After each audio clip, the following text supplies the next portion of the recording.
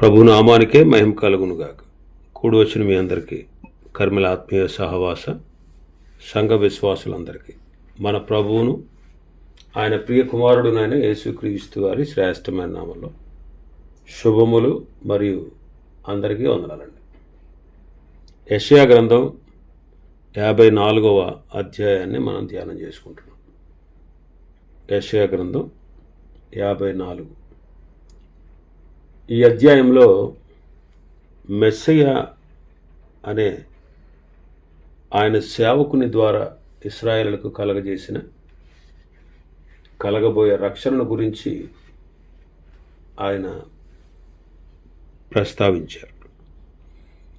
ఇందులో భాగంగానే గత దినం 6 వచనాల వరకు మనం ధ్యానం చేసుకున్నాం. 7-8 వచనాలు చదువుతాను. నిమిష మాత్రము నేను నిన్ను విసర్జించి తిని గొప్ప వాత్సల్యముతో నిన్ను సమకూర్చెదను. మహోద్రేకము కలిగి నిమిష మాత్రము నీకు విముఖుడనైతిని, నిత్యమైన కృపతో నీకు వాత్సల్యం చూపుదును అని నీ విమోచకుడు యెహోవా సెలవిచ్చుచున్నాడు. నిమిషం మాత్రమే నేను నిన్ను విసర్జించాను అంటున్నాడు. మరి దేవుని యొక్క కోపము నిమిషం మాత్రమే, కానీ ఆయన వాత్సల్యము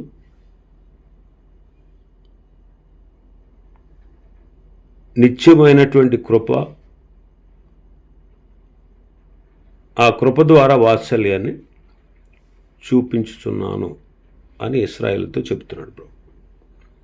70 ఏండ్లు వారు బబులోను చెరలో ఉన్నారు. ఇంకా వాళ్ళ చెరలోకి వెళ్ళలేదు. వెళ్ళబోయేటువంటి విషయాన్ని దేవుడు ముందే తెలియపరుస్తున్నాడు. అయితే ఆయన మళ్ళీ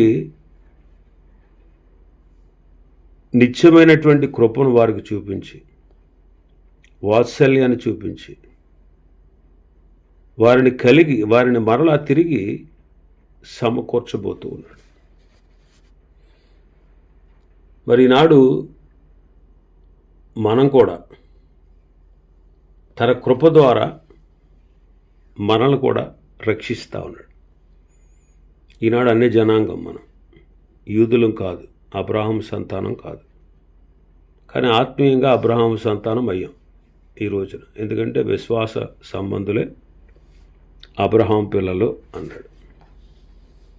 కాబట్టి ఈనాడు దేవుడు తన కృపను అన్యజనులైన మన పట్ల కూడా కనుపరిచాడు. ఈనాడు మనం రక్షణ పొందాం అంటే నరకాగ్నిని తప్పించుకున్నాం, నిత్య నరకాన్ని తప్పించుకున్నాం. నిత్య జీవానికి మనం వారసులమయ్యాం. పాపులైన మనం ఆయన ద్వారా పాపక్షమాపణ పొందాం. తన రక్తము ద్వారా మన పాపాలను పరిహరించారు. మనం ప్రభుతో పాటు పరలోకంలో కూర్చుండిపోతా ఉన్నాం. ఇదంతా కూడా మన క్రియల వల్ల కలిగింది కాదు, ఆయన కృప మాత్రమే. ఆనాడు యూదుల మీద కాదు, ఈనాడు మన మీద కూడా దేవుడు తన కృపను విస్తరింపజేశాడు, కృపను వెల్లడి చేశాడు. దేవునికి ఉన్న గుణలక్షణాలన్నిటిలో చాలా ఉన్నతమైనది కృప. అన్ని గుణలక్షణాల కంటే కూడా అద్భుతమైనది పతనమైపోయినటువంటి మానవుడిని తిరిగి చేర్చుకున్నది. పతనమైపోయిన మానవుడు తనకు తానుగా ఏం చేసినా మళ్ళీ తిరిగి దేవునితో అంటుకట్టబడలేడు. తనకు తానుగా చేసిన క్రియలను బట్టి దేవుడు అతన్ని అంగీకరించాడు. తనకు తానుగా చేసిన ఏ పని కూడా తనను పరలోకానికి చేర్చదు. తనకు తానుగా చేయాలనుకున్న ఏ పని కూడా నిత్య నరకాన్ని నుంచి తప్పించలేదు. కానీ దేవుని యొక్క కృప మనల్ని రక్షిస్తుంది, విడిపిస్తుంది, విమోచిస్తుంది. కాబట్టి మహోద్రేకము కలిగి చాలా ఉద్రేకంతో నిమిషమే నీకు విముఖుడయ్యాను, కానీ నిత్యమైన కృపతో నీకు వాత్సల్యం చూపుతాను అని నీ విమోచకుడకు యెహోవా సెలవిస్తున్నాడు. కాబట్టి ఆనాడు యూదుల మీదే కాదు, ఈనాడు అన్ని జనాంగమైన మన మీద కూడా దేవుడు తన కృపను వెల్లడి చేశాడు.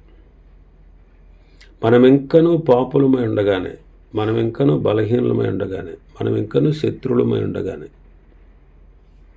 ఆయన కృపను బట్టి మన రక్షణ కొరకు దేవుడు తన కుమారుణ్ణి పంపించాడు. ఇంకా 9-10 వచనాలు చదివితే, నోవహు కాలమున జలప్రళయమును గూర్చి నేను చేసినట్టు చేయుదును. జలములు భూమి మీదకి ఇకను పొర్లుచూ రావని నోవహు కాలమున నేను ఒట్టు పెట్టుకున్నట్లు నీ మీద కోపముగా ఉండననియు నిన్ను గద్దింపననియు నేను ఒట్టు పెట్టుకుని ఉన్నాను. నోవహు కాలం జరిగిన సంగతి మనకు తెలుసు. నోవహు కాలంలో నోవహు ఓడలో నుండి తన కుటుంబంతో వెలుపలికి వచ్చినప్పుడు అతను చేసిన మొట్టమొదటి పని ఏంటంటే బలి అర్పణ. పవిత్ర పశువులన్నిటిలోనూ పవిత్ర పక్షులన్నిటిలోనూ కొన్నింటిని తీసుకొని దేవునికి దహన బలిగా అర్పించాడు. ఆ దహన బలిని ఆయన అంగీకరించి నిబంధన చేశాడు నోవహుతో, అతని కుటుంబంతో. నోవహుతో చేశాడంటే మనతో కూడా చేశాడు. అంటే నోవహు సంతానం కదా, ఆదాములో నుండే నోవహు వచ్చాడు. నోవహులో నుండి షేము, హాము, యాఫెతులు వచ్చారు. షేము, హాము, యాఫెతుల్లో నుండి మనం వచ్చాం. భూమి మీద ఉన్న సంతతి వాళ్ళందరం వచ్చాం. కాబట్టి ఆయన నిబంధన చేశాడు.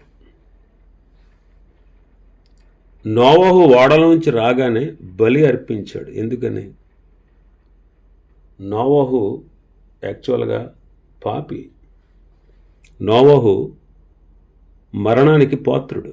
ఆత్మీయ మరణానికి, భౌతిక మరణానికి, నిత్యమైనటువంటి అగ్ని గంధకాలతో మండు గుండంలో మరణించడానికి, నిత్య మరణానికి పాత్రుడు. కానీ ఆనాటి కాలంలో జలప్రళయంలో అందరూ నశించిపోతే తను తన కుటుంబం మాత్రమే రక్షణ పొందారు. ఆ జలప్రళయంలో మునిగి చావలేదు. కేవలం నోవహు పనిని బట్టి కాదు. నోవహు నీతిపరుడు. నీతిపరుడు అంటే నీతి పనులు చేసేవాడని కాదు. నీతిపరుడు అంటే దేవునితో సమ్మతించినవాడు. ఆనాటి కాలంలో ఎవ్వరూ దేవునితో సమ్మతించలేదు. నోవహు ఒక్కడే సమ్మతించాడు. నేను పాపిని, నిత్య శిక్షకు, నరకానికి, మరణానికి పాత్రుణ్ణి. నా అంతటా నన్ను నేను రక్షించుకోలేను. నా కొరకు విమోచకుని పంపుతానన్నావు. నేను నీ కృపను నమ్ముతున్నాను, నీ కృపను ఆశ్రయిస్తున్నాను. నీవు పంపబోయే విమోచకుడి ద్వారా నాకు పూర్తిగా రక్షణ, విడుదల, విమోచన ఇస్తానన్నావు. నేను నమ్ముతున్నానని దానికి సూచనగా పాత నిబంధన భక్తులు బలి అర్పించేవారు. మొట్టమొదటి దహన బలి చేసింది దేవుడే, ఆదాము అవ్వల నిమిత్తం. ఆదాము అవ్వలు ఆ విషయాన్ని తన సంతతి వారికి తెలియపరిచారు. ఆ విమోచకుని పంపిస్తాననే ఆదికాండం 3వ అధ్యాయం 15వ వచనంలో ఉన్నటువంటి ఆ వాగ్దానాన్ని వాళ్ళు నమ్మారు. పాత నిబంధన భక్తులు నమ్మి ఆయన కృపను ఆశ్రయించి వారు దేవునితో సమ్మతించారు. అది నోవహు యొక్క నీతి. మరి జలప్రళయం నుంచి తప్పించబడ్డాడు. కానీ దేవుని కృప ద్వారా అతడు బలి ఇచ్చి దేవునితో సమ్మతించి నిత్య నాశనం నుంచి అతడు తప్పించబడాలి, అతని కుటుంబం. అందువల్ల బలి ఇచ్చాడు. ఆ బలి ఇచ్చినప్పుడు దేవుడు ఒక నిబంధన చేశాడు. ఆ బలిని అంగీకరించి విమోచకుడు ద్వారా మానవాళికి జరగబోయే రక్షణ కార్యాన్ని ఆయన జ్ఞాపకం చేసుకుని వెంటనే నోవహుతో నిబంధన చేశాడు. ఏమనంటే, మరల ఇలాంటి జలప్రళయం భూమండలం అంతటిని నశింపచేసేటువంటి జలప్రళయాన్ని నేను మరలా రప్పించను అని నోవహుతో నిబంధన చేశాడు. దానికి గుర్తుగా ధనుసునిచ్చాడు, వర్ష ధనుసునిచ్చాడు. అప్పటి నుంచి ఇప్పటి వరకు చూస్తే ఇన్ని సంవత్సరాలైనా, వేల సంవత్సరాలైనా మరలా భూమి అంతా కూడా జలప్రళయం ద్వారా నశించినట్టు మనం ఎప్పుడూ చూడలేదు చరిత్రలో. అది ఆయన నిబంధన. ఆయన నిబంధన చేశాడంటే ఆ నిబంధన శాశ్వతమైనది. ఆయన వాక్కు మార్పు లేనిది. ఆయన మాట ఇచ్చి నెరవేర్చేవాడు. ఆయన తన వాక్కును స్థాపించేవాడు. ఎప్పటికీ మరిచిపోడు. ఎప్పటికీ తన నిబంధనను గుర్తు చేసుకుంటాడు. మన జీవితంలో కూడా చాలాసార్లు ఆ వర్షధనుసును చూసుంటాం. రెయిన్బో అంటే దాని అర్థం ఏంటి? ప్రపంచాన్ని నాశనం చేయాలనేటువంటి కోపం దేవునికి ఉంది. ఎందుకంటే వారి పాపాన్ని బట్టి. కానీ దేవుడు ఏం చేశాడు? నోవహుతో నిబంధన చేశాడు, మరలా ఇలాంటి జలప్రళయాన్ని రప్పించను అని. అందుకు ఆగిపోతున్నాడు.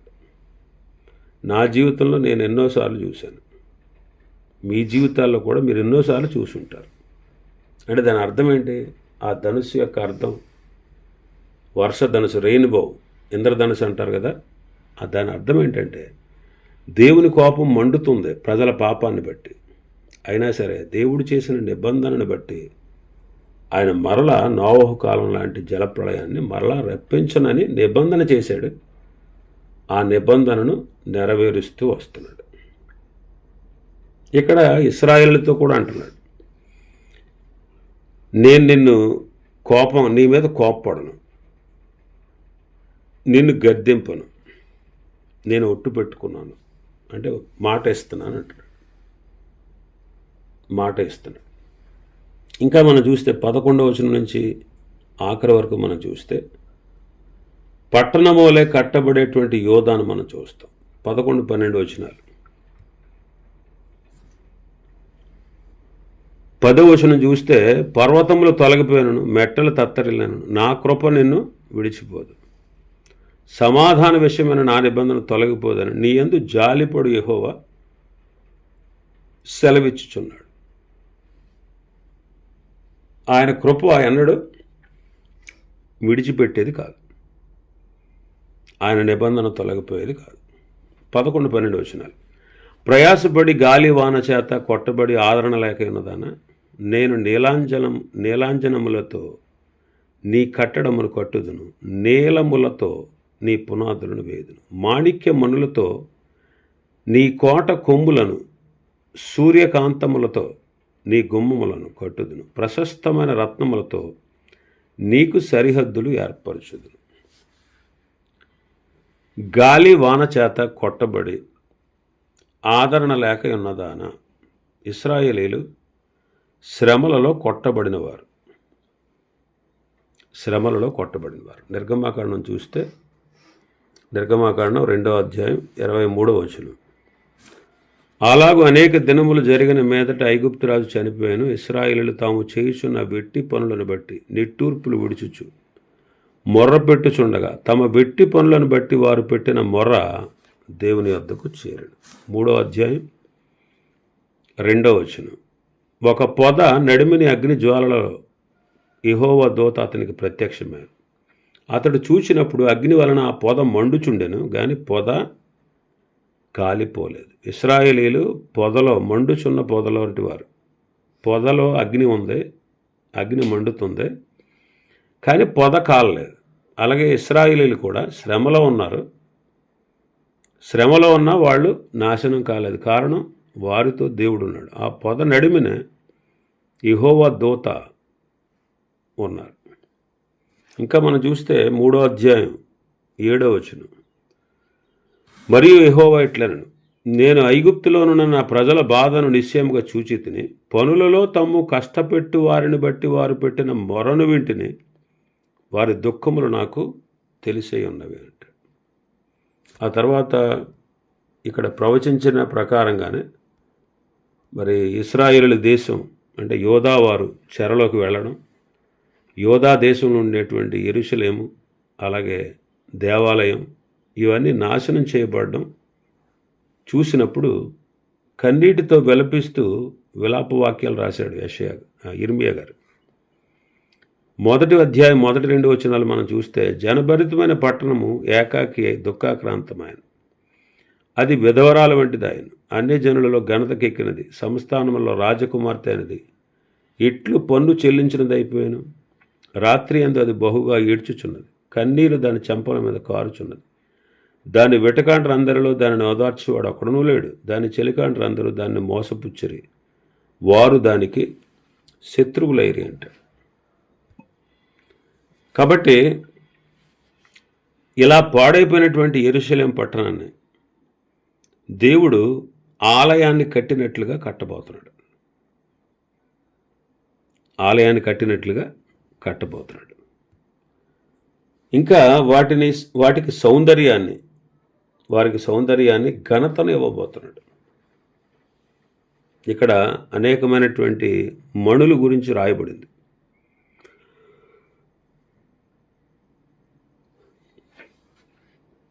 వారికి సౌందర్యాన్ని, మణులు ఎంతో సౌందర్యంగా ఉంటాయి, ప్రకాశిస్తూ ఉంటాయి. అలాగా వారిని మరలా కట్టబోతున్నాను అని చెప్పి, అంటే వారికి తిరిగి సౌందర్యాన్ని, ఘనతను ఇవ్వబోతా ఉన్నాడు. మన జీవితాల్లో కూడా ఇది వాస్తవమే. మనం కూడా పాపులం.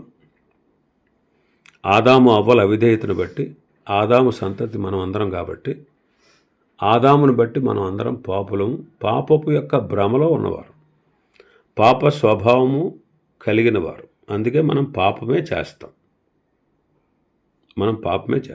పాపం చేయని వాడు ఎవడు లేడు. మనం ఎంత ఘోర పాపులము, మనం ఎంత భయంకరమైనటువంటి పాపులము ధర్మశాస్త్రాన్ని చదివితే మనకు అర్థమవుతుంది.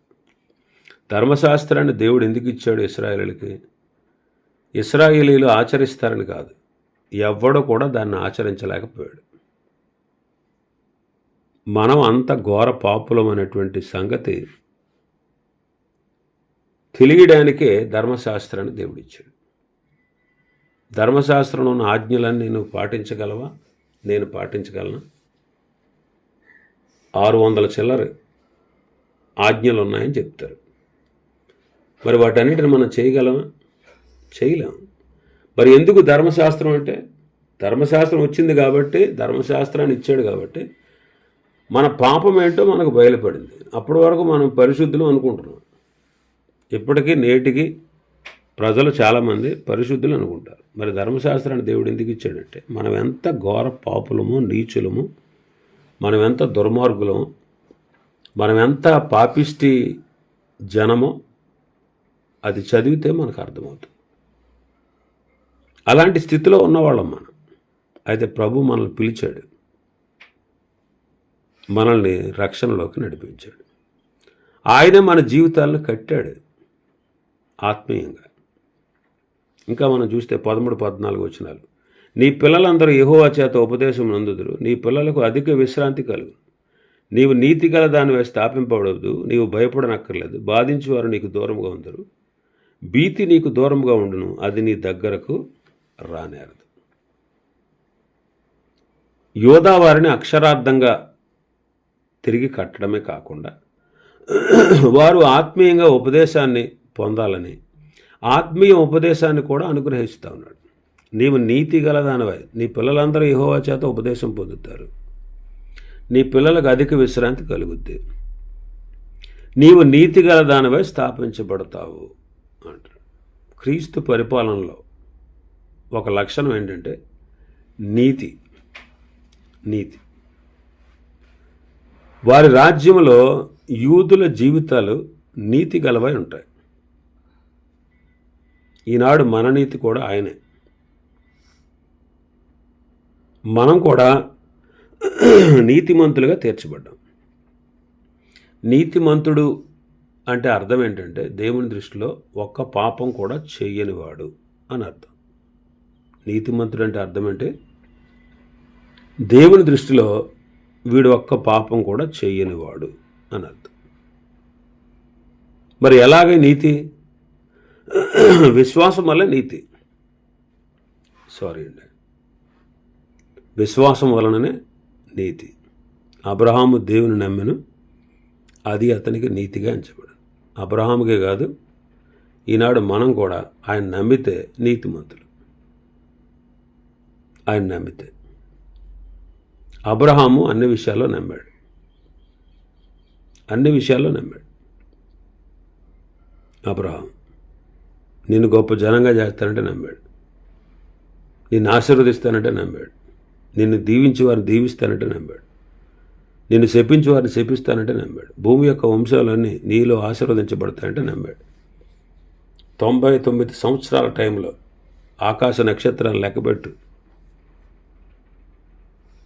నువ్వు లెక్క పెట్టగలిగితే నీ సంఖ్యను, నీ సంతతి వారిని అంత విస్తారంగా చేస్తాను. అప్పటికి ఇంకా పిల్లలు పుట్టలేదు. 99 సంవత్సరాలు ఈయనకి, 89 సంవత్సరాలు ఆవిడికి. అప్పుడు మరుసటి సంవత్సరం నీకు కుమారుని ఇస్తానని చెప్పాడు. అబ్రహాము నమ్మాడు.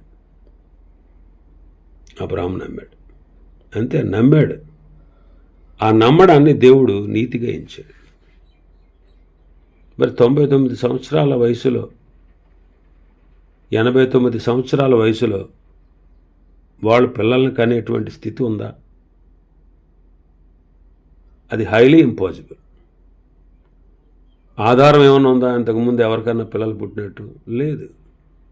కానీ దేవుడు వారికి అంత యవ్వనాన్నిచ్చి వాళ్ళ పిల్లలకనే శక్తినిచ్చాడు. ఆయనకి అసాధ్యమైనది లేదు అని నమ్మాడు అబ్రహాం. అంతే, నమ్మి ఆయనకి సాగిలపడ్డాడు. అంతే, దేవుడు కార్యం చేశాడు. నీతిగా ఎంచాడంట అబ్రహాంని ఆ విషయంలో. అంత నమ్మిక అన్నమాట. నీ కుమారుని బలిమ్మన్నాడు. అబ్రహాంకు అర్థమైంది. అబ్రహాము ఆలోచించాడు. ఇస్సాకు వలనదే కదా నీ సంతానం అనబడద్దు అన్నాడు. ఇప్పుడు బలిమ్మంటున్నాడంటే ఇస్సాకు ద్వారానే కదా నా సంతతిని అభివృద్ధి చేస్తానన్నాడు ఆయన. ఇప్పుడు బలిమ్మంటున్నాడంటే అని అబ్రహాంకు అర్థమైంది. ఏమర్థమైంది? ఓహో, ఇదేదో పరీక్ష అన్నమాట. ఈ పరీక్షలో నేను దేవుని గెలిపించాలి. ఈ పరీక్షలో నేను దీన్ని చేసి చూపించాలని అబ్రహాముకి అర్థమైంది. అది పరీక్ష అని, ప్రేమ పరీక్ష అని. అందుకే బలి ఇవ్వడానికి వెనుకాడలేదు. అంటే అబ్రహాం యొక్క విశ్వాసం ఏంటి? బూడిదైపోయినా సరే నా కుమారుడి ద్వారా సంతతి అన్నాడు కాబట్టి, నా కుమారుని ద్వారా భూలోకంలో ఉండేటువంటి సంతతి వారిని ఆశీర్వదిస్తానన్నాడు కాబట్టి, ఇతనే లేకపోతే ఈ వాగ్దానం ఎలా నెరవేరుద్ది? ఓహో, ఒకవేళ ఇచ్చేయమన్నాడు, ఇచ్చేసాను అనుకో, బూడిదలోంచి కూడా నా కుమారుని తిరిగి బ్రతికించగలడు. ఆయన వాగ్దానాన్ని నెరవేర్చుకోగలడని నమ్మి విశ్వాసం ఇచ్చాడు. అది అతని నీతి. ఈనాడు మనం కూడా విశ్వాసం ఉంచితేనే నీతిమంతులు. క్రీస్తు యేసునందలి విశ్వాసము ద్వారా నీతిమంతులుగా తీర్చబడుతున్నాము. విశ్వాసం ఏంటి? మనకు అనిపిస్తుంది చాలాసార్లు, నాలాంటి పాపం జురుకునేటువంటి వాడు రేపొద్దున్న పరలోకానికి వెళ్తాడా? నాలాంటి వాడు పరలోకానికి చేరగలడా అని అనుమానించావనుకో, నువ్వు వెళ్ళవు. అపవాది అంటాడనమాట. సాతాను ఏమంటాడంటే, రక్షణ పొందావు, రైటే. రక్షణ పొందాక నువ్వు ఇంకేం చేయలేదా? నువ్వు పాపివి కదా, నీ పాపాలన్నీ పరిహరించబడ్డాయా, నీలాంటి వాడు పరలోకానికి వెళ్తాడా అని సాతాను అంటాడు. అప్పుడు వాడితో చెప్పాలి మనం, అరే సాతాను, నా వల్ల కాదు, నా దేవుడికి అసాధ్యమైనది లేదు. నేను నమ్మానంతే, విశ్వాసం ఉంచాను, ఆయన నన్ను పరలోకానికి, రేపు చనిపోతే నరకాన్ని తప్పించుకుని పరలోకానికి వెళ్తాను. నా అంతటా నేను వెళ్ళలేను, నా వల్ల కాదు సాతాను, నా దేవుడికి సాధ్యం అని చెప్పితే అది విశ్వాసం అంటే. ఆ విశ్వాసం ద్వారా నీవు నీతిమంతుడు అవుతావు. నీతిమంతుడే రేపొద్దున తమ తండ్రి రాజ్యంలో సూర్యుడి వల్లే తేజరెళ్తారు. నీతిమంతులు అంటే మనం చేసే పనులు బట్టి నీతిమంతులం కాదు, మనం చేసే పనుల వల్ల నీతిమంతులం కాదు. నువ్వు నీతి పనులు చేయకపో, అది తర్వాత సంగతి. కానీ విశ్వాసం ద్వారా మాత్రమే నువ్వు పరలోకానికి చేరతావు. అది నువ్వు నమ్మాలి. అబ్రహాము నమ్మాడు, నీవు కూడా. అబ్రహామే కాదు, మనం కూడా నమ్మాలి. రోమాపత్రిక 3వ అధ్యాయం బాగా చదవండి. రోమాపత్రిక 3వ అధ్యాయంలో అది వివరంగా ఉంటుంది. అబ్రహాముని గురించే కాదు, మన గురించి కూడా చెప్పాడు అక్కడ. అబ్రహాముని గురించే కాదు, మన గురించి కూడా చెప్పాడు.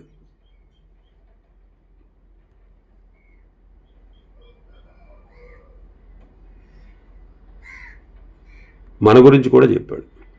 అబ్రహాము దేవుని నమ్మాడు. అబ్రహాం గురించి కాదు, మన గురించి కూడా చెప్పాడు. అందుకే అంటాడు రోమపత్రిక 3వ అధ్యాయం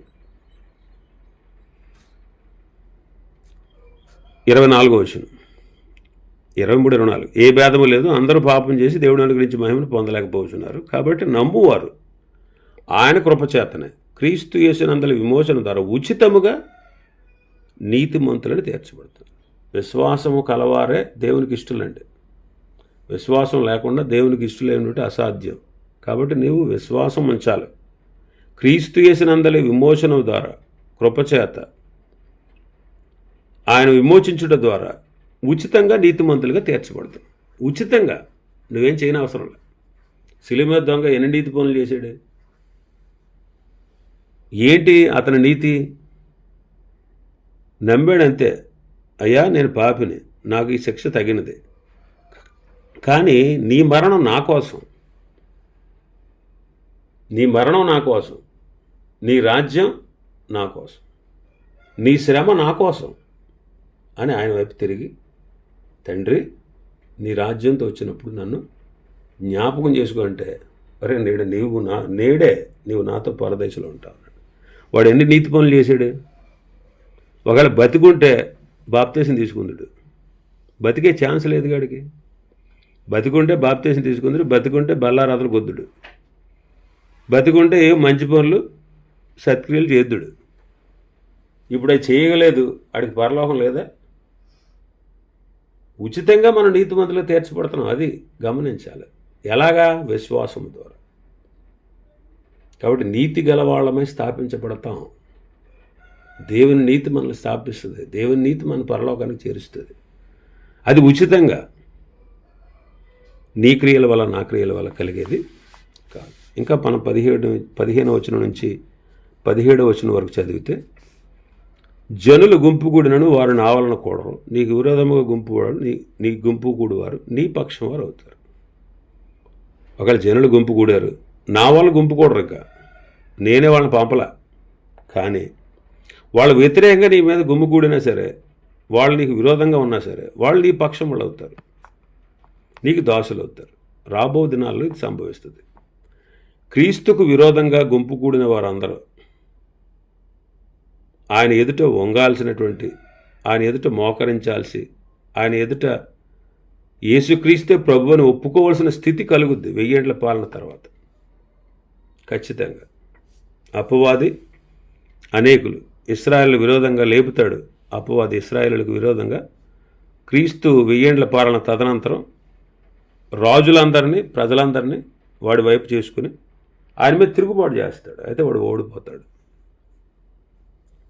16వ వచనం చూడండి, ఆలకించుము, నిప్పులూది తన వృత్తికి తగినట్లుగా పనిముట్టు చేయు కమ్మరిని సృజించువాడును నేనే, నాశనము చేయుటిగా పాడు చేయువానని సృజించువాడును నేనే. ఈనాడు చూడండి, సంహరించే ఆయుధాలు ఎంతోమంది తయారు చేస్తూ ఉన్నారు. బాంబులు, అణుబాంబులు. వారు తయారు చేసేటువంటి శాస్త్రవేత్తలు ఎవరి ఆధీనంలో ఉన్నారు? సృష్టికర్త అయిన దేవుని ఆధీనంలో ఉన్నారు. ఆయన వారిని తన అదుపులో ఉంచుకుంటాడు, తన ఆధీనంలో ఉంచుకునేవాడు. రాజులను, చక్రవర్తులను కూడా ఆయన ఆధీనంలో ఉంచుకున్నాడు. మనం చూడగలం, రాజులు, చక్రవర్తులు ఆయన ఆధీనంలో ఉన్నవాడు. దర్యావేషు, నెబుకద్నెజరు, కోరెషు, వీళ్ళందరూ చక్రవర్తులు, ప్రపంచాన్ని ఏలినవారు. వాళ్ళందరినీ తన ఆధీనంలో ఉంచుకున్నవాడు. దానియేలు గ్రంథం 4వ అధ్యాయం చదివితే నెబుకద్నెజరు స్టేట్మెంట్ మనకు తెలుస్తుంది. ఇంకా మనం చూస్తే 17వ వచనం, నీకు విరోధముగా రూపింపబడిన ఏ ఆయుధం వర్ధలదు, న్యాయ విమర్శలో నీకు దోషారోపణ చేయు ప్రతివానికి నీవు నేరస్థాపన చేసేదు. యెహోవా యొక్క సేవకుల నీతి నా వలన కలుగును, ఇది వారి స్వాస్థ్యము, ఇదే యెహోవా వాక్కు. దేవునికి కానీ ఆయన ప్రజలకు కానీ వ్యతిరేకంగా ఎవరు తిరిగినా వారు గెలవలేరు. ఈనాటికి చూడండి, యెరూషలేమును అంటే ఇశ్రాయేల్ దేశాన్ని నాశనం చేయాలని ఎంతోమంది ప్రయత్నాలు చేస్తున్నారు. చిన్న దేశం అది, దాని చుట్టూ బోళ్ళంతమంది వ్యతిరేకులు.